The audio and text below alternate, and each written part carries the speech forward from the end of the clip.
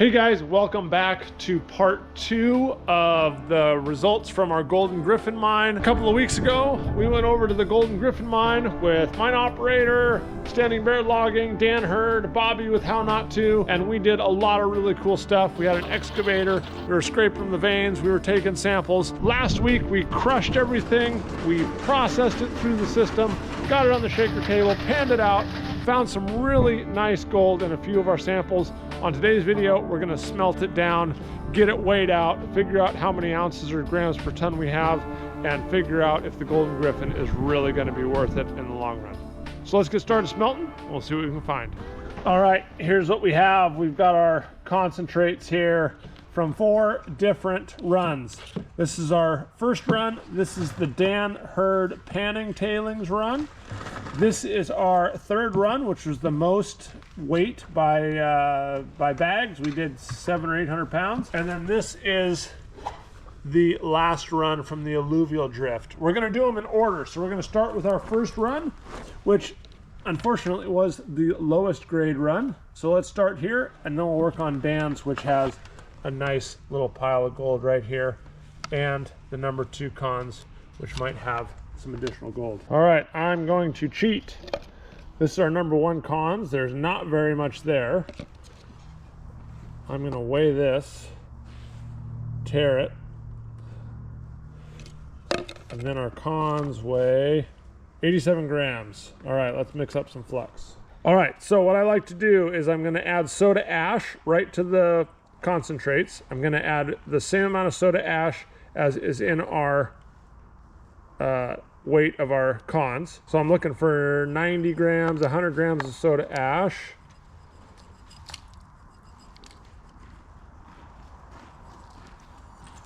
There we go, about 100. Now I'm going to add some anhydrous borax. I'm going to add about 60 grams of that.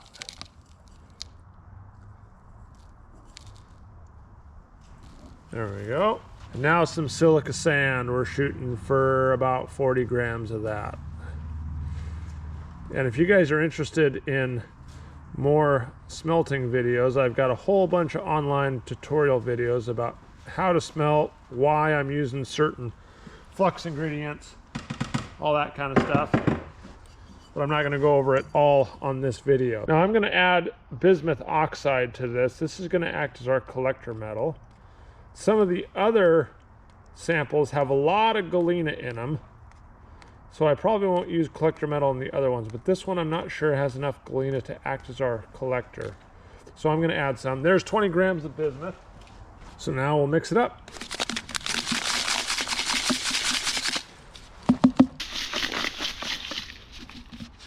Okay, we are all mixed up. I'm going to add it to a nice clean crucible. Now the whole goal here is to make all the junk in here that's not precious metals, gold or silver, into a form that can be absorbed by our slag. And then the gold and silver will alloy with the bismuth metal, collect down at the bottom, and then we can do some fancy chemistry on it after the smelt. One last thing, I'm going to add some iron to it. That helps with our chemistry. And we'll put it in here, start smelting down.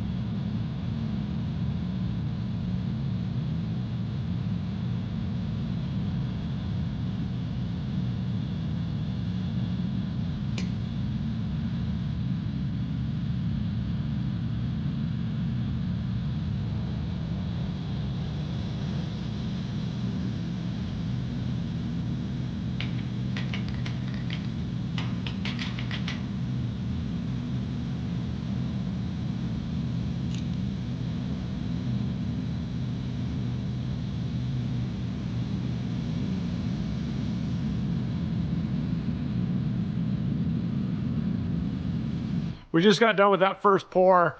I don't know if you can tell from the camera, but there was a huge glug of metal that came out. So that's a good sign.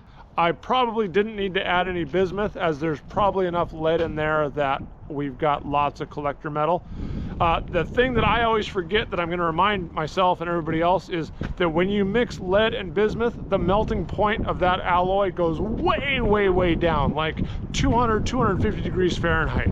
So we got to make sure that gets really, really cold before we tip over the cone mold, or we're going to have liquid metal running everywhere, which we do not want. Okay, here we go. We've waited long enough here.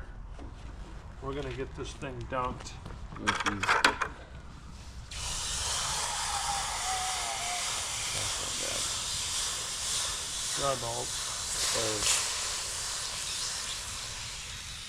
Want to make sure that thing is nice and cool.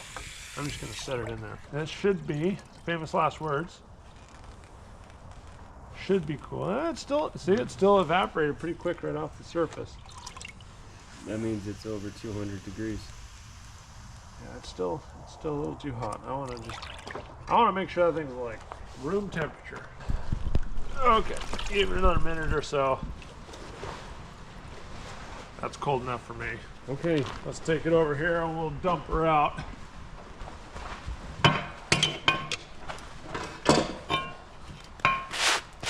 Here we go.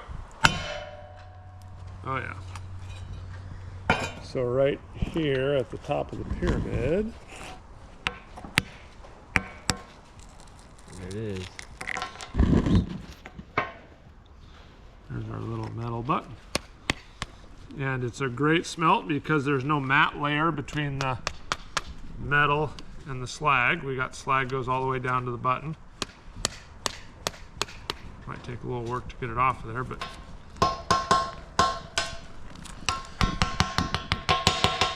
so this bismuth lead alloy has collected all of our gold and silver, and now we're going to oxidize the bismuth and lead away in the cupel furnace. Clean it up a little bit more. Okay. Let's see here, I'll turn around. 0. So we have 15 additional grams of some metal in there. I'm guessing it's mostly lead, but the gold and silver's in here as well. So maybe we have a gram or two of gold and silver. So let's go put it in the cupel furnace and get all this junk out of it, and we'll get our precious metal bead. Okay, here goes our button in there.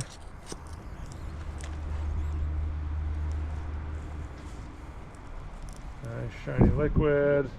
It'll get up to temperature and start oxidizing. We'll get that in just a second. Check on our cupel here. It's been about 15 minutes or so. So the lead and the bismuth and any other base metals in there are converting to oxides. The oxides are carried into the cupel. See how the cupel is starting to get dark on top? And that will absorb oxides but not liquid metal. So once all the base metals are oxidized, we'll be left with a precious metal prill in that cupel. Okay, here we go. We should be finished with the cupelling process. Ooh.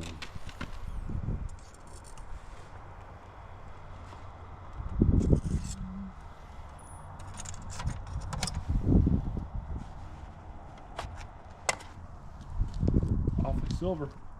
Yeah. Blink. Oh, it's yellow. Get it.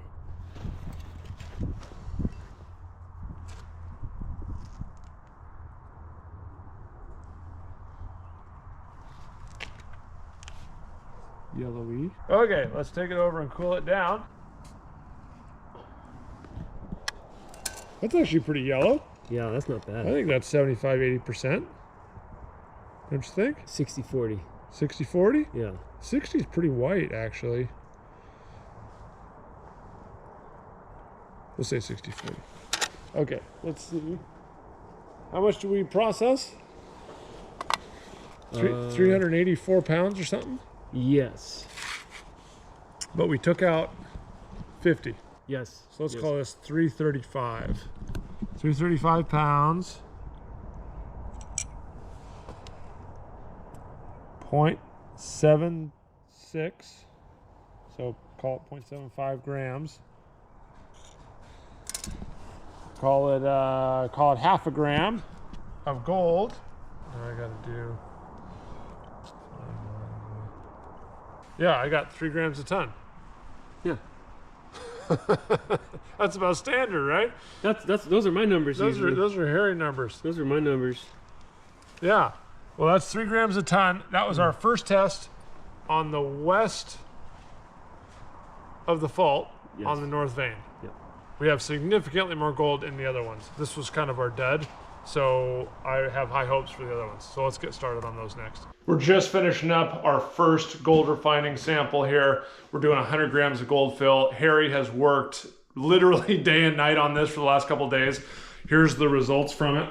I'm not going to tell you much more about it than that. You're going to have to check out Harry's channel. I will leave a link down below to it. He has the full thing documented, and it's really, really cool. I'm really excited.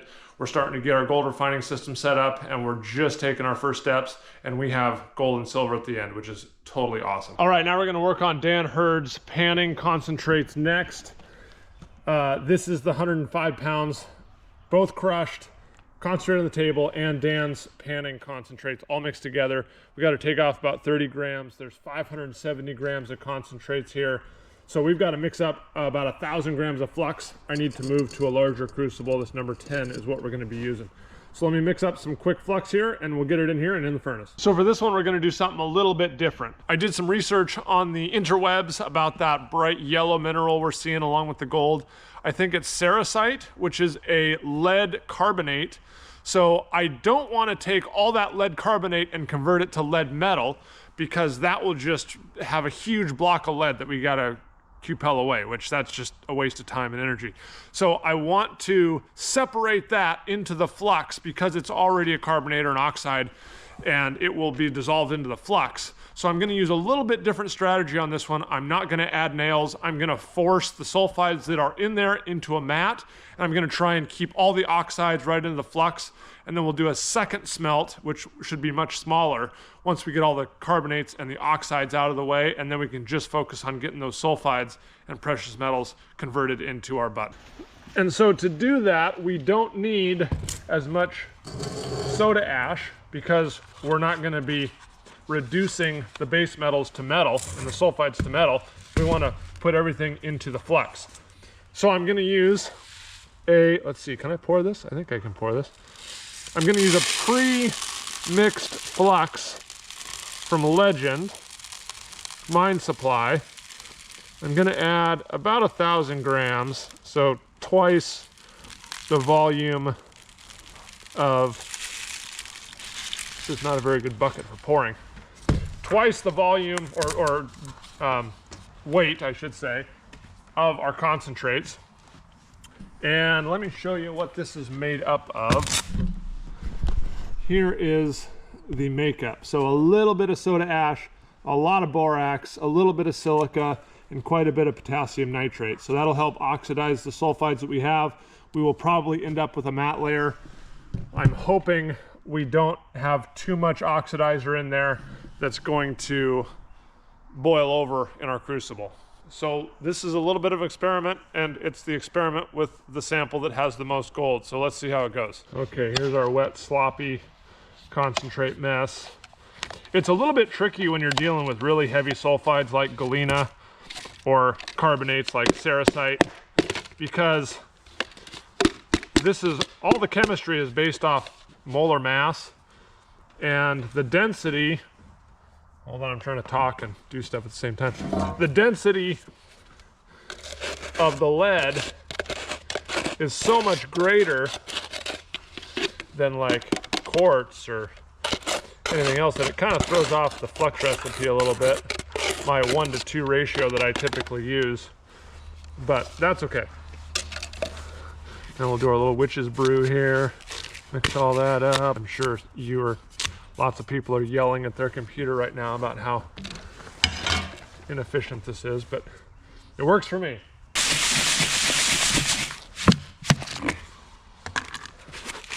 Very nice. Into our number 10. Again, we're not putting any nails in here. We're not trying to reduce anything. We're trying to oxidize as much as we can, collect the matte and metal prill, if any, and deal with it afterwards. And I think we have plenty of room in there. It's still wet. There's going to be a lot of water coming off of there. Let's put it in our furnace and get started.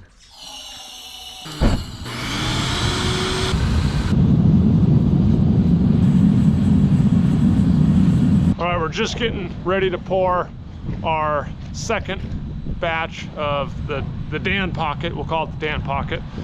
The cerussite is working really well on that smelt. That's a great looking smelt. It's super, super runny. I'm really excited to see how it pours. The chemistry going on there is the cerussite, which is a lead carbonate, turns into lead oxide when it's heated up really high. So it converts from PbCO3 to PbO and carbon dioxide gas. Now what that does for us is the lead oxide is now soluble in our slag, so that'll go up into our slag and not turn into metallic lead. What I'm really excited to see is if the oxidizer in our flux oxidized any little bit of sulfides that we had in there, and hopefully we'll just get a gold button at the end. I'm not sure if that's going to happen or not. We will see. Now what I'm going to do is I'm going to roll through the next two samples, the number 3 and number 4. I will get some shots of that, but I'm not going to walk you through every piece because it's just the same process over and over again. So let's go pour Dan stuff, and then we'll get number 3 and number 4 done, and then we can check out all the beads at the end.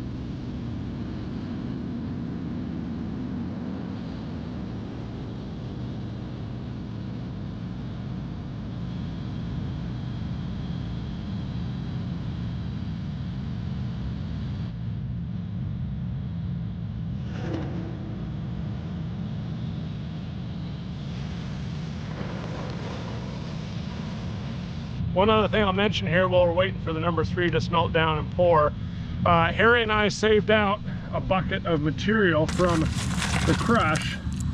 And if you guys are interested in getting your hands on some of this stuff, playing around with smelting or just looking for golden quartz, this is some really cool stuff. A lot of galena, a lot of chalcopyrite. Harry and I did see a couple of pieces of golden quartz going up the conveyor. So if you're interested, check out our eBay listings. I'll leave a link in the description below.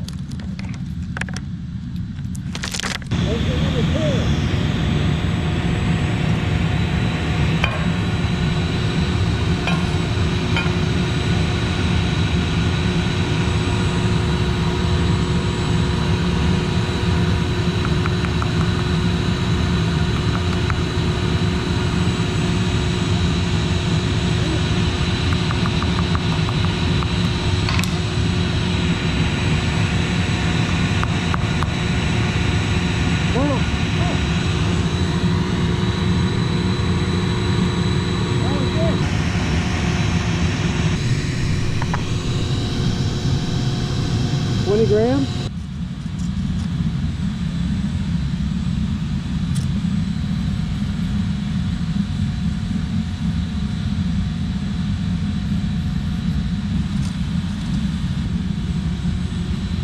It's working.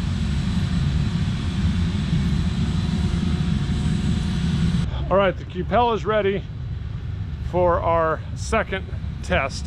This is the one that Dan did, 100 pounds. The Dan's pocket, we're calling it. I can't remember how much the bead weighed. 20 grams, 30 grams? It's big. There's a lot of gold and silver in here. Come check this out. Whoa!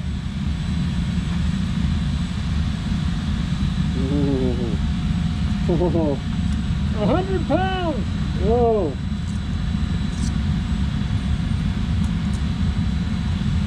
Whoa!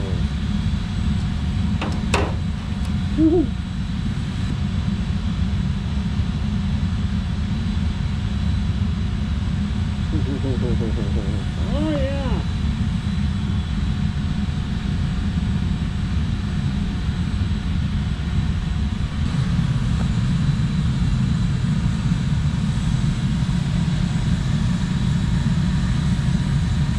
Wow!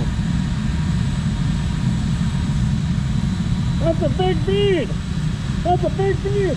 For 100 pounds! Yeah. So that's the 100 pounds of the stuff from that Dan panned, right? Yep. And then we crushed that, got it on the table, and that's the bead. Yep. Let's get the scale. Here we go. This is a nice bead. I'm excited. Does that say 7.1? 7.1 grams. From 100 pounds. Yeah. There's a lot of silver in that, though. There is. I'm with you on this one. This is probably that 60%, 60-70% gold to silver ratio. Yeah. So that means 4 grams of gold, 4 to 5 grams. So if it was, let's say it's 5 grams, because I can do that math. 5 times 20 is 100 grams per ton. That's not bad. On the hanging wall. On the hanging wall. That's 3.5 ounces of gold. That's not silver and gold, that's gold. Three and a little more ounces of gold per ton on the hanging wall. That's a good problem to have. Yeah, man. We need to find more of that. That's what we went over there for, is that right there. Not that 1/10 of an ounce a ton stuff. We want multi-ounce a ton. And I know, okay, so let me clear something up with everybody, right? No, this did not pay for our trip.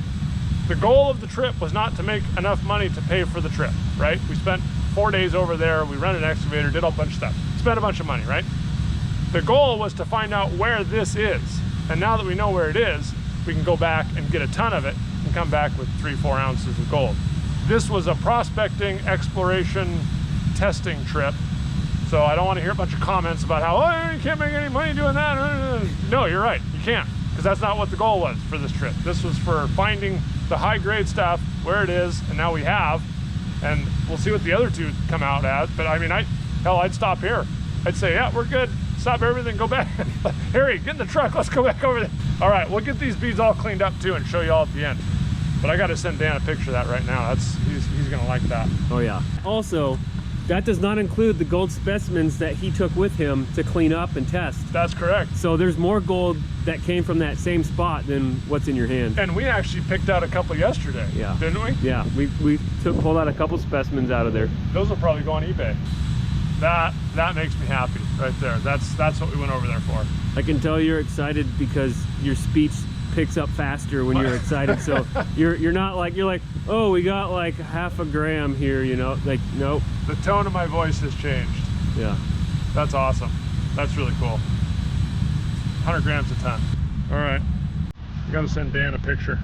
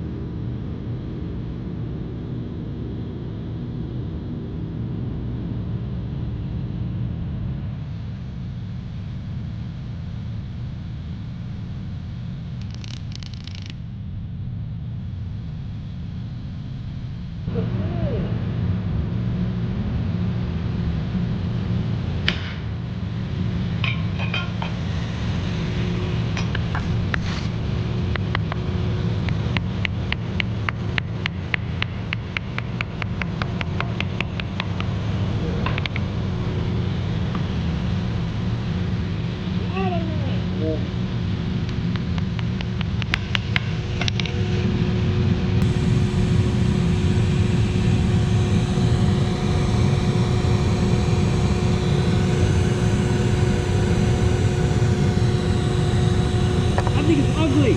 Yeah. Okay, number 3.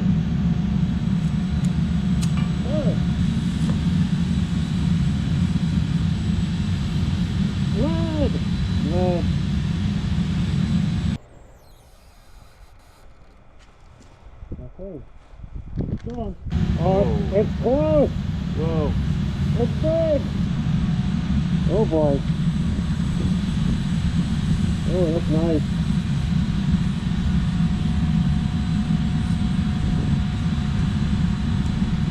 Oh yeah. That is nice. That's a good one. Nice.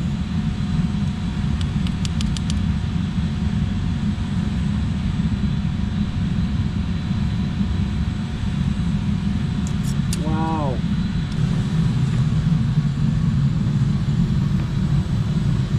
Oh, you gotta tell Pete, he's gonna love that. Look at that thing. That's awesome. What do you think that weighs? 15 grams. Half an ounce? Yeah. 12. I'm gonna go with 18 grams. Okay.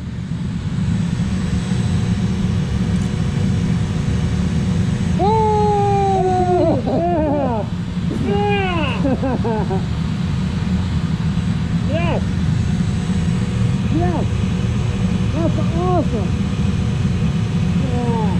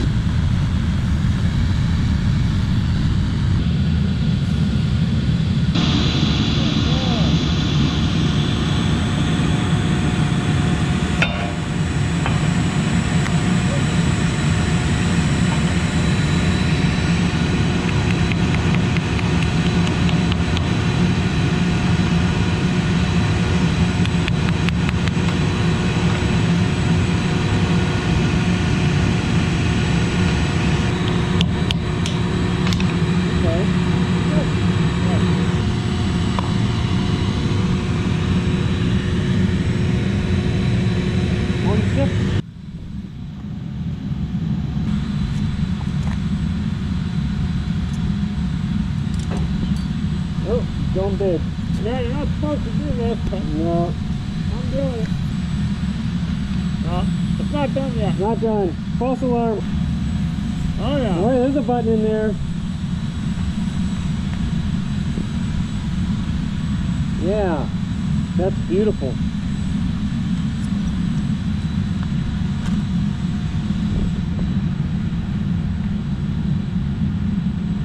That's nice. Alright, hurry up, go on, put this in there. Blades over, come on. Number 4! This is from the alluvial drift.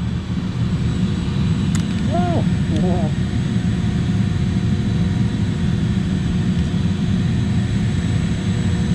Whoa! Yeah, yeah, yeah. Here's something else I wanted to show you guys. Harry's been out here for the last couple days cutting up slabs from the Golden Griffin. Really beautiful stuff. Harry, what have you been finding? Sulfides. Sulfides. Lots of sulfides. Nice. From the first cut to the last, I was, where's the gold? And I found maybe a couple, decent ones. Not like Dan, like I didn't have the luck of the first cut. So we got a lot of this galena. Nice piece. And then you start to get your gold. Oh yeah. It's gonna be tough to see on your camera, but we'll get some better pictures of it. yeah, there's gold in this one. That's probably the biggest blotch. And that's that iron pyrite that we were talking about, the oxidized iron pyrite. There's the reds. Yep. And so this is literally one slice away from, let's see, where did it go? The other one. Yeah, here we go. So this was like sitting like this in this orientation in the vein. Okay. So this would be the hanging wall, this would be the foot wall, and that's where the gold dropped out in this, close to the hanging wall. So, Oh, okay. so for reference. Yeah. So I was expecting to see, more gold, but I think it's all in the sulfides. And this one's probably our best showing of the gold and sulfides. We have galena, we have chalcopyrite, iron pyrite, and gold all in the same spot, Yeah, all mixed together. very cool. And you've got, I mean, slabs. Yeah, You've got stand-ups. Yep. You've been busy. Yeah, very busy. Cool. Oh yeah, I like that. The light shows right through it. Yeah, so you can see the sulfide band running right through it. Yeah. That's really cool. I'm regretting cutting this now that we've seen how much gold came out of the pocket. The pocket. This is all pocket material. Yeah. So that this is all running like super multi-ounce. Yeah. Really, really high grade. Yeah. What are these stand-ups over here? So instead of cutting every single slab out of it, I just left them as stand-ups, so you can kind of get, you know, multiple sides of the vein, and it has everything in it. Like all of our minerals are all in it. Cool. So these are the bigger pieces. Yeah, these are the bigger pieces. Have some rough on the outside, and then Yeah. depending on what your favorite flavor is, you can orient it to show how you like. Ooh, and then some of this red stuff. Yeah, I started cutting the red rock right here, and I stopped because there wasn't a lot of sulfides going on with it. Okay. But it is pretty when it's wet. Yeah, that's cool. This one's saying with the metal detector. I didn't finish this one, so I was hoping to start slabbing this side next to try to expose any gold in there, but this hit on the detector. Sweet. All right, well, if you guys are interested in getting any of these slabs or stand-ups, they're on eBay right now, so check them out. It will support us, support the mine, and allow us to go farther and deeper underground looking for more gold and more content for you guys. All right, well, it just occurred to us that we're gonna smelt down a sample of, or maybe all of it, of the panning tailings. So this is the stuff that I panned out all the, can you see it? Somewhere down there? There you go, Harry's working on it. This is the stuff I panned out the gold from, and these are the things that we smelted to get our first beads. But there's so much more gold that we're seeing in these buttons than we were actually seeing in the pan, that it makes us think the sulfides may have a significant amount of gold in them, and those panning tailings are almost pure sulfides. So if we smelt those down and get a significant amount of gold, we'll know that the gold's locked up in the sulfides, and you got to save all of those because they're all really rich. Here's our panning tailings. We got 500 grams in here. I like this Legend refining flux. I'm gonna try and add 1,000 grams of that and see, what's this stuff again? The same stuff we were using? Yeah, potassium nitrate, mostly borax and potassium nitrate. So we'll see if we can oxidize a lot of those sulfides off, see what we get. So with these panning tailings, I'm trying something a little bit different. I went back to that Legend refining flux. It's mostly borax with 20% potassium nitrate in it. I'm trying to oxidize all the sulfides this round, and I'm gonna add in about 50 grams of iron once all the flux has been melted and everything's molten and ready to pour. The idea is that if I can oxidize away all the sulfides and then reduce 50 grams of lead with the iron, I'll get a 50-60 gram button. That'll collect all the gold and silver at the bottom. We'll pour that and have a little bit to cupel, rather than adding in a whole bunch of iron, reducing all those sulfides to lead, having a 300 or 400 gram lead button that I then have to cupel all the way. I'm trying to shortcut here, and I'm not sure if it's gonna work, but we're gonna find out. And if it does, then it'll be a lot less work on the back end with the cupelling. Now we're gonna go pour our 500 gram test from our panning tailings and see if we got any gold in that stuff.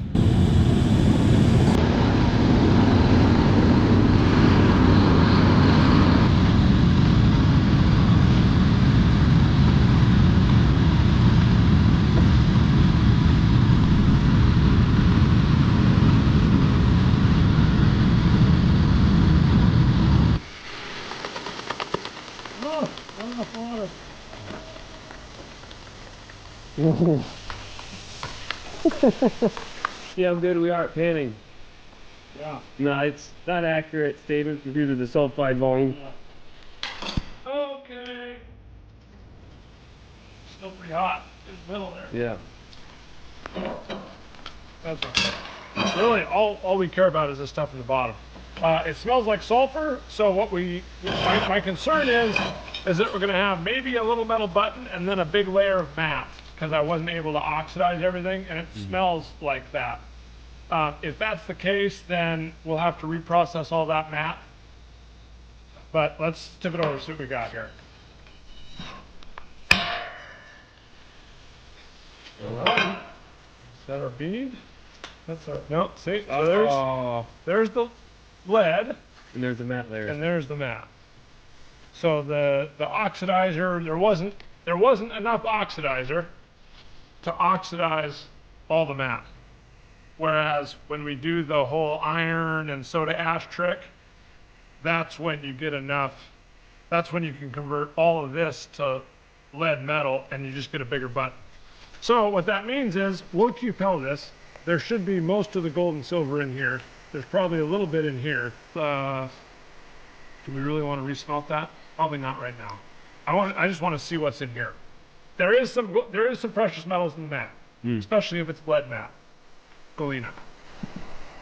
But most of it will be in here because it prefers the metallic phase rather than the sulfide phase. So let's get this in the furnace and see what we got in here first. And then I'll just put that in my, I'll just put this in my matte jar. And when I get enough matte, then I'll reprocess everything and it'll be fine. Matte jar. Matte jar. All right, we'll weigh our bead here. 37 grams of lead, not too bad. So we'll throw that in the cupel furnace. But I think for our last and final trick, we should take 500 grams from the number 3, smelt that with our soda ash iron trick, and then we'll know if there's stuff in the number 3s, and that'll be everything. We'll know where all the gold is and how much there is. Pete's gonna be excited. Oh, third. He's gonna do 3. Yeah. We've got our panning tailings that we smelted down in the furnace. They're cupelling right now.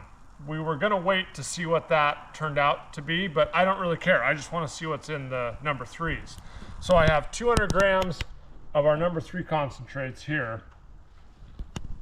I'm gonna mix up, because we got a matte layer with that last smelt using the refining flux, I'm gonna go back to my standard recipe. I'm gonna use 200 grams of soda ash, about 125 grams of borax, and then 75 grams of silica sand. Put iron in there, smelt it. We're gonna get a lead button, slag on top, and then we're gonna put it in the cupel furnace.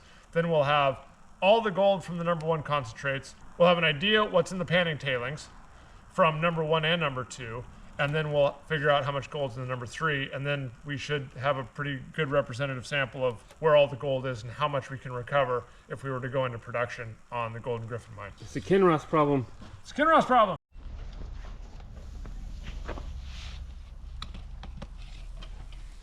There's your... I like that iron wire trick you did. You explained to me that it's easy to fish it out. Yes. If you have extra in there, you can just make a little hook on your stir rod and pull it out. Yeah, you'd never get the nails out that way.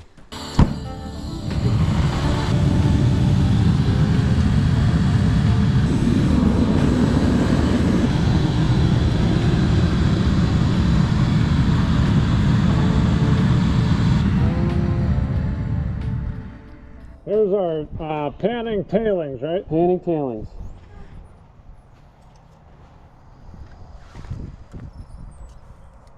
It's not terrible. No. What was that, 500 grams? 500 grams. That's not bad. Let's see if it's silver or not. Yeah, we'll see what color it is and what it weighs. It looks like it's what, about a gram? I hope so. Yeah. Come on, baby.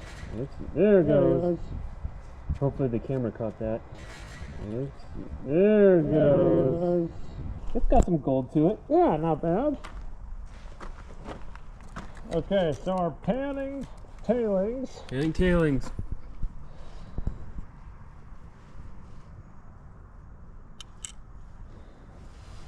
About a gram. Okay. Now that's the matte that was on top of that, so there may be some gold in there. Okay. But I mean, a gram's not too bad. From 500 grams? Yeah. Heck no. Okay, this is our number 3 cons, the last one of the day.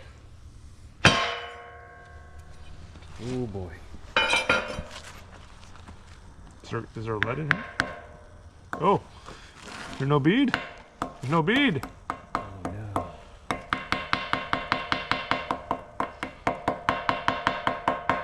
There was not enough lead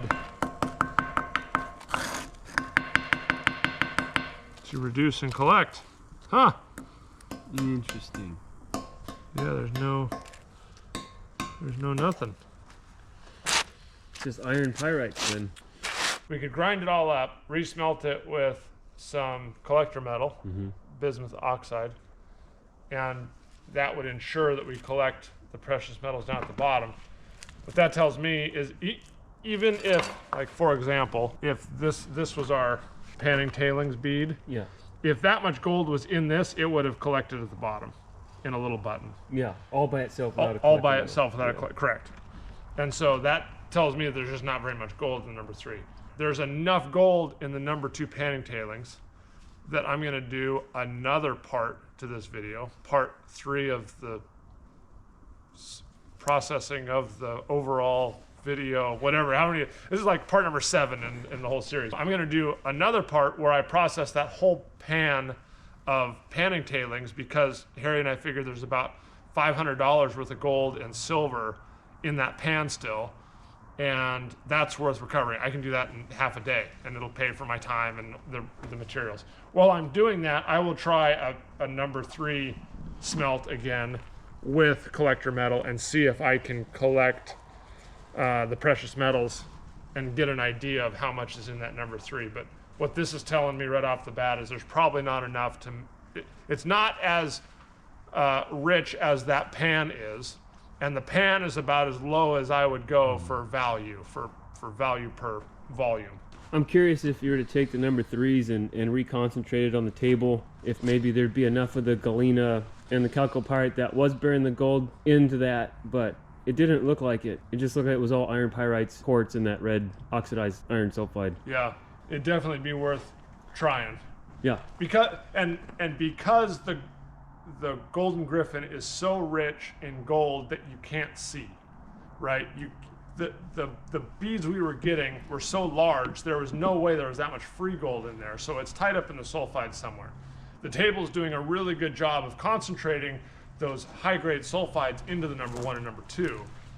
But if the number 3 has enough value to, like Harry's saying, rerun it on the table, upgrade the number 3s to a super number 3 concentrate and take the top 10% of the number 3s and smelt those, that might be worth it. All right, last part of this video. Here are all of our beads, all in a line. This is from the first smelt all the way through to the last smelt. I think we talked plenty about where they came from and how much weight.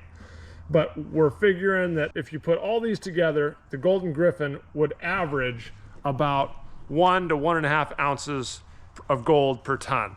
Now there are obviously richer areas that we've kind of identified we're gonna go back and look at that are running 2, 3, maybe even 4 ounces of gold per ton.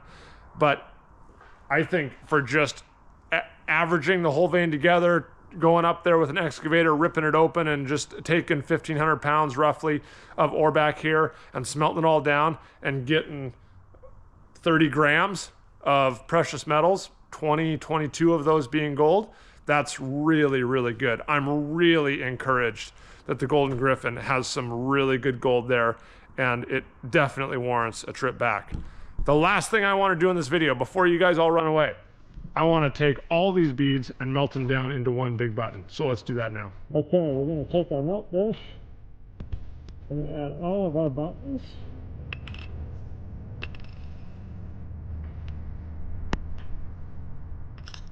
And then our, I don't know what I call this. Dipper furnace, yeah. Like that, like that.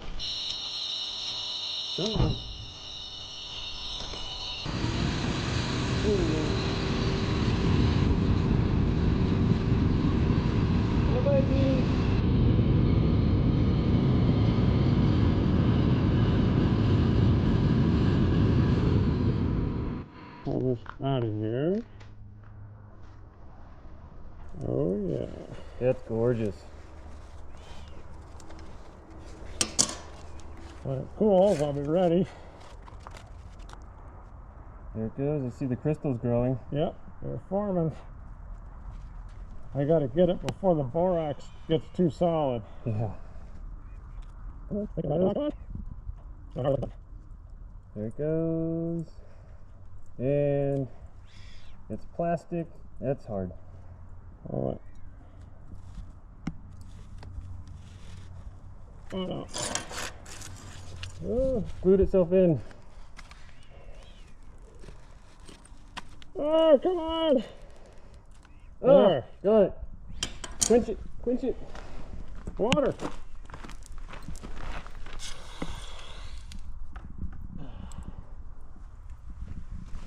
Nice. There you go.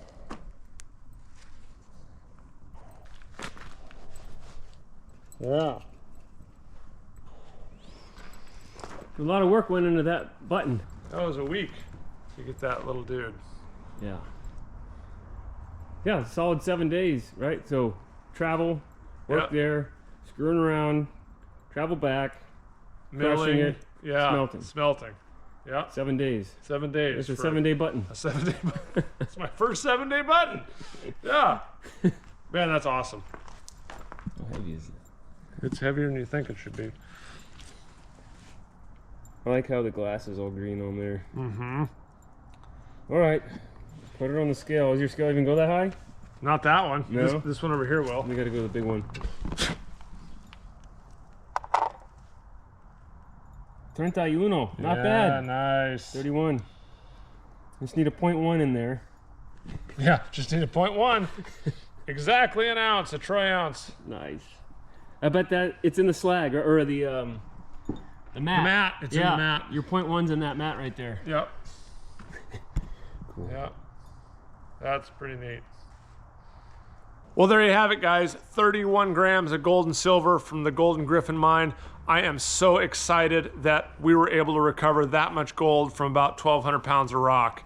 I've got lots more videos of the Golden Griffin mine coming up. It's gonna be my spring and fall mine, whereas Jason's new gold mine is gonna be my summer mine. So stay tuned for more mining, smelting, milling, concentrating, and gold. If you guys are interested in any of the stuff you saw, like our slabs or some bags of rocks, check out our eBay listings. Right now, all that stuff is listed, and you guys can be one of the first to get a piece of the Golden Griffin mine. And be sure to stay tuned for the next part where I smelt down the panning, tailings, and the number 3 stuff and see if I can add gold and silver to this button. So be sure to subscribe so you don't miss anything. Thanks everybody for watching, and we'll see you on the next video.